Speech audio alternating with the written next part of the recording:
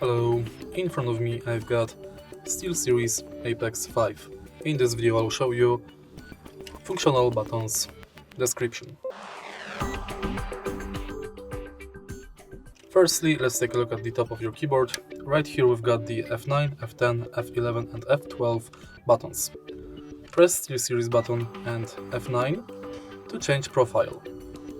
Press SteelSeries button and F10 to create macro.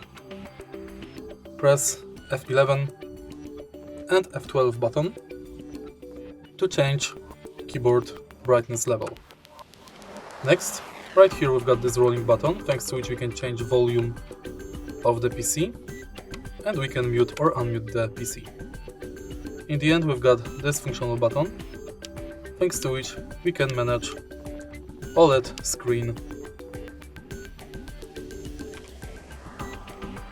If you find this video helpful, please leave a like, comment and subscribe.